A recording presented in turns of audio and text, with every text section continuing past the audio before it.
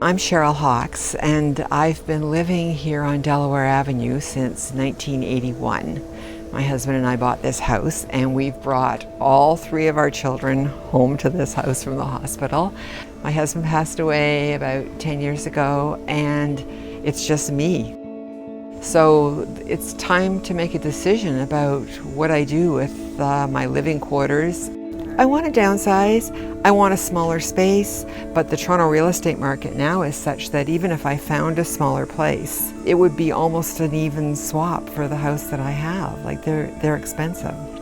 I have one little car in my garage, and I started to just kind of turn an eye towards my laneway garage right now and think about what would happen if I could live in a smaller space on land that I already own.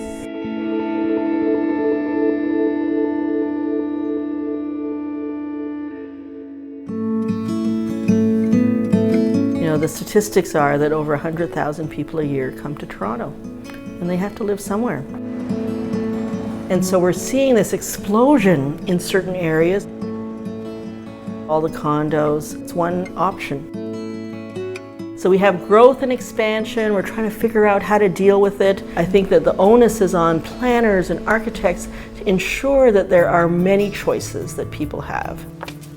The configuration I'm imagining is the little parking pad, and then half of the ground level would be an entry into the living space, and then on the second level would be the kitchen and the eating area, dining area, living area. So that's the thing I have in my head.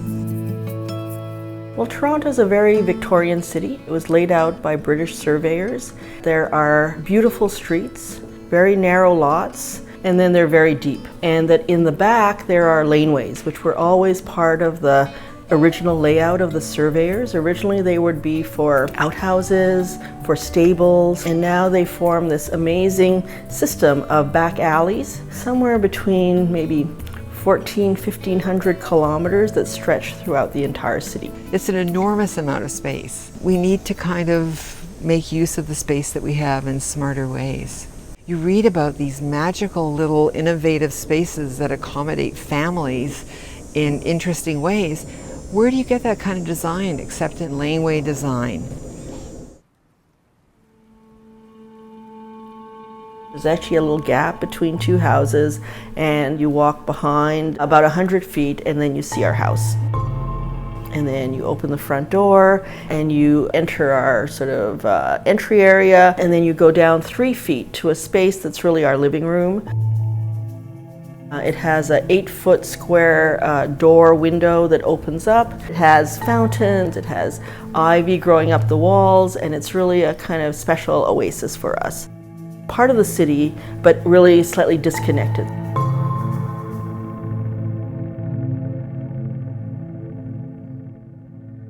This was a laneway that Bill used to take the dog for a walk. So it was kind of a favorite place for our kids. So we started the process of getting that laneway named after him. And it's been a huge comfort to our entire family.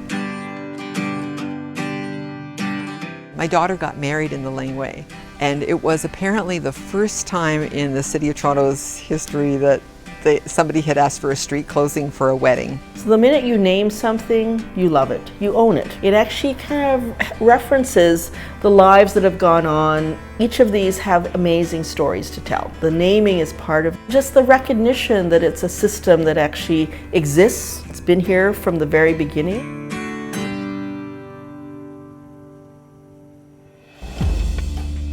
Architects and people in the know are the ones that are willing to take the risk because they have a better sense as to what the process is all about, and they can do their own drawings and things like that. So the city, through its neglect, is actually not allowing this incremental development to take place in its natural course. People get all fired up about it. The argument against a laneway house is emergency vehicles are too big to get down a laneway and turn around, and therefore that would be a problem. So they worry about fire. There are lots of technical issues. They're not really earth-shattering problems, but in Toronto they seem to be earth-shattering problems. We know that in Tokyo, There's not one size of fire truck, there are 10 sizes of fire trucks. I guess I would prefer these things to be happening in a more natural course. So great to have condos, great to have mid-rise developments, great to have avenue development, and great to have things in laneways all at the same time. There is laneway housing in Toronto, but anybody who wants to just start from scratch in their own laneway and create something is up against kind of a legislative void. And I think we have to create some kind of system and make this a possibility among all the other choices that we have in housing in the city. I think the conversation is starting in Toronto. I think there's more of a conversation about what do we do about all these condos, and is there another idea? Because I would like to stay in this community. I'm kind of embedded here.